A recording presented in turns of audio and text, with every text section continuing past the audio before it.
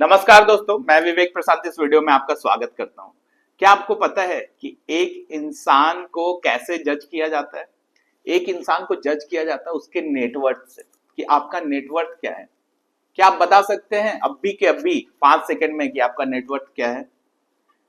नहीं ना। मैं आपको 5 सेकंड में लेकिन ये सिखा दूंगा कि नेटवर्थ कैसे कैलकुलेट कर सकते हैं। बहुत ही इजी तरीका है कि कैसे नेटवर्थ कैलकुलेट कर सकते हैं, और नेटवर्थ जानना बहुत जरूरी है। अगर आपको कोई वैल्यू दे रहा है तो वो आपका रहन सहन और आपका सराउंडिंग जैसा है, आपका वातावरण कैसा है, उसी पे आपको इज्जत दे रहा है।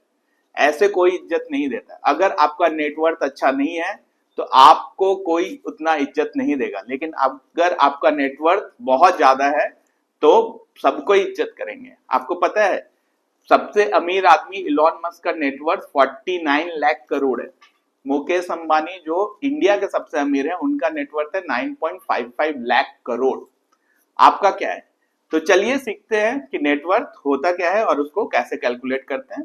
लेकिन वीडियो में आगे बढ़ने से पहले मैं बता दूं कि मैं विवेक प्रशांत एक सेबी रजिस्टर्ड रिसर्च एनालिस्ट हूं, और मैं ऐसे इंफॉर्मेटिव वीडियो डेली अपने यूट्यूब चैनल पे डालता हूं।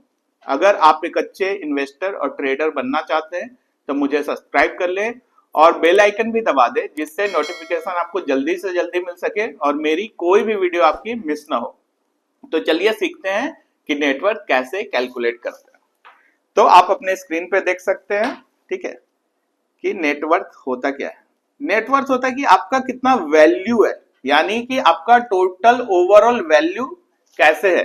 तो ओवरऑल वैल्यू कैसे डिसाइड करते हैं? एक होता है आपका एसेट्स, मतलब आपका जमा पूंजी।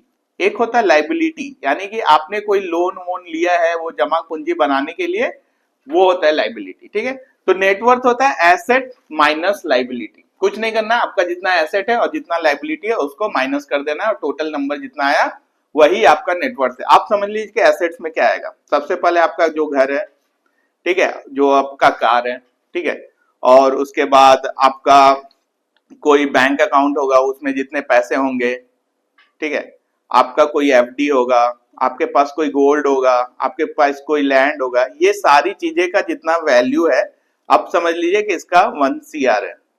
कार का वैल्यू मैं मान लेता हूं 10 lakhs, बैंक अकाउंट में आपके 10 lakhs पड़े हुए हैं, ठीक है, एफडी भी आपने 10 लाख की करा दी है, गोल्ड भी आपके पास 50 लाख का गोल्ड है, लैंड आपके पास 1 CR है। तो 50 10 60 70 80 2 2.8 CR का आपका एसेट हो गया। ठीक है, अब लाइबिलिटी में आते हैं। लाइबिलिटी में क्या, घर तो डायरेक्ट कैश में लिया होगा, बहुत अमीर है तो कैश में लिए होंगे, नहीं तो होम लोन चल रहा होगा, होम लोन, ठीक है, कार लोन होगा, और पर्सनल लोन आपने कुछ लिया होगा, पर्सनल लोन। अगर आपका कोई एजुकेशन लोन चल रहा है तो वो भी हो सकता है।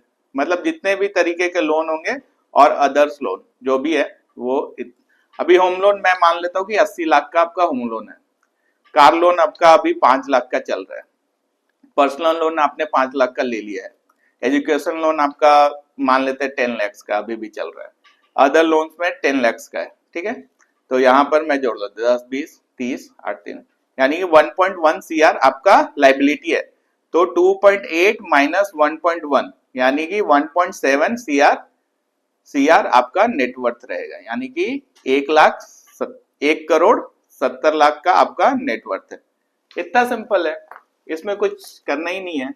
लेकिन नेटवर्थ जानना बहुत जरूरी है, जिससे आप अपने नेटवर्थ को रेगुलरली चेक कर सकते हो, और टाइम टू टाइम आप उसको अलग अलग तरीके से बढ़ाने के उपाय भी ढूंढ सकते हो, और लंबे समय में कैसे वेल्थ क्रिएट करना हो, कैसे इस नेटवर्थ को 1 करोड़ के नेटवर्थ को 100 करोड़ पहुंचाना है, 100 करोड़ के नेटवर्थ को 1000 करोड़ पहुंचाना है, ये सारी चीजें आप हासिल कर सकते हो। अगर आपको पता ही नहीं रहेगा कि नेटवर्थ होता क्या है, तो आप सिर्फ हवा में तीर मारोगे, इधर उधर कहीं लगेगा कहीं नहीं लगेगा। लेकिन आप एक फोकस्ड और स्ट्रेटजी के साथ अपनी जिंदगी को जियोगे तो निश्चित ही आपको सक्सेस मिलेगी, और उसको कोई नहीं रोक सकता। ऐसे इंफॉर्मेटिव वीडियो के लिए आप मुझे सोशल मीडिया पे फॉलो कर सकते हो। बाकी इस वीडियो को लाइक शेयर और सब्सक्राइब करना ना भूलेगा। Thank you.